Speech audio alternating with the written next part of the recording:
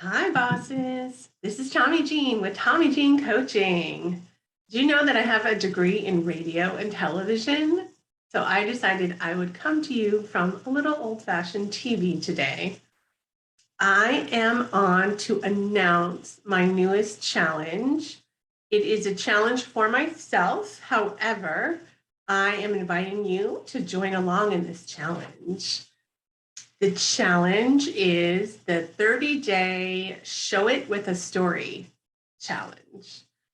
And here's what that means. It means that you've probably heard a picture is worth 1,000 words. Well, if you can't show something just with a picture and you have to use words, it's always more effective to tell a story, something that involves actual people, real or imagined, something that connects you with someone, makes it relatable or memorable. And that is the challenge I have for myself and for you over the next 30 days.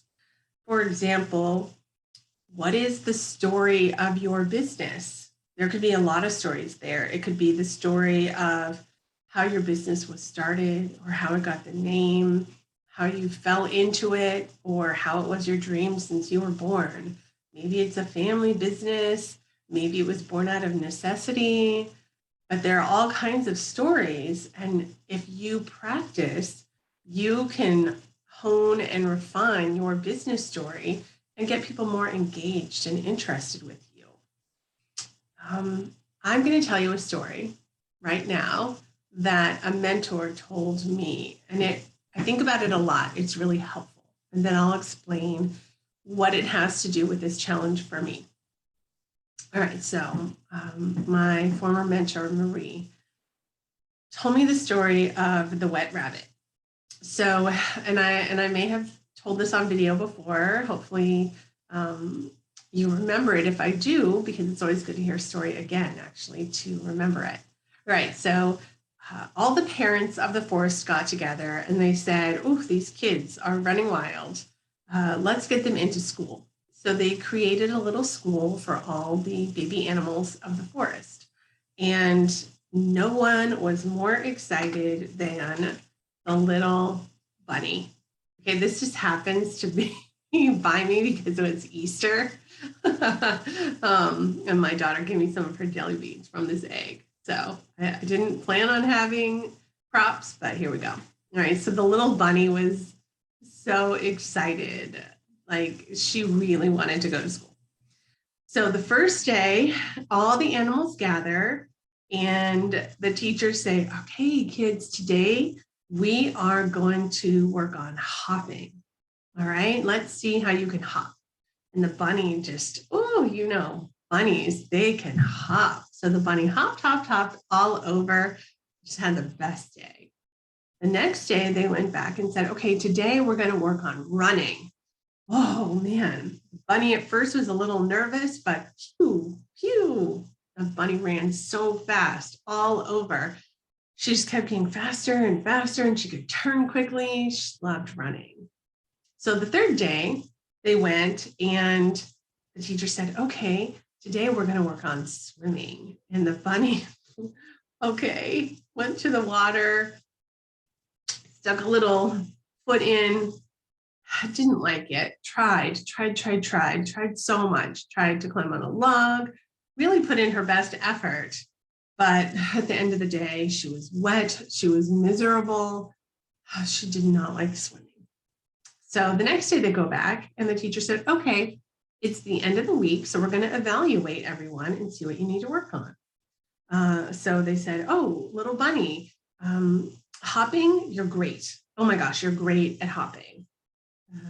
Running, yep. Good at running, you're a great runner. Swimming, oh dear, swimming, not good. So here's what we're going to do. We are going to have you 3 days a week just focus on your swimming so that you can get it better." How do you think the rabbit felt? The rabbit went home and was miserable. She didn't want to go to school. She wanted to do the things that she was good at, the running and the hopping, And yeah, maybe she needed to learn to swim a little for safety so she didn't drown, or to be a good sport and play with some of her other friends that were good at that. But spending all her days focusing only on what she wasn't good at, it wasn't the best way for the bunny to spend the time. Wow. So I think about that a lot because we all have things we're really good at, things we're not so good at, and things we're terrible at. We're terrible, right? And that's okay. A lot of things you have to be able to do just the minimum, right? Um, Maybe it's with the numbers. You have to do just enough to balance your bank account or give your accountant what they need, but you're never going to be a CPA or a bookkeeper. You just need to know that you're handling your business and doing things right. For some of us, it's public speaking. You need to just be not terrified enough so that you can introduce yourself, but you don't need to be giving a TED Talk or be the first one to stand up and give weekly reports. So for some of us, we try to improve so much in the thing we're the worst at, and it makes us a wet rabbit. Maybe we're never going to get that good at it. But what I really learned more from this was it's not if you're not good at something, just don't work on it. It's if you are good at something, work on that. Just because the bunny was good at hopping and running, what if she spent a lot of time working even more on running and hopping? She could be world class, maybe teach other people, other animals how to run and hop, right? I keep kind of mixing back in this story with myself. I've always enjoyed public speaking. I like speech and debate. I like giving presentations. One of the funnest things I ever did was, I think back in 2003, I stood on a stage in front of 600 of my coworkers and co-emceed a show for the company. And that was scary and fun. Some people, that's their worst nightmare. So you don't have to be able to do that, especially if you don't want to. But I am not going to be the one that makes the most amazing detailed spreadsheet that everyone's going to use, right? I'm the one that says, okay, can you make me a spreadsheet outline and I'll fill it in carefully. That's just not my strong suit, and I'm just not interested in it.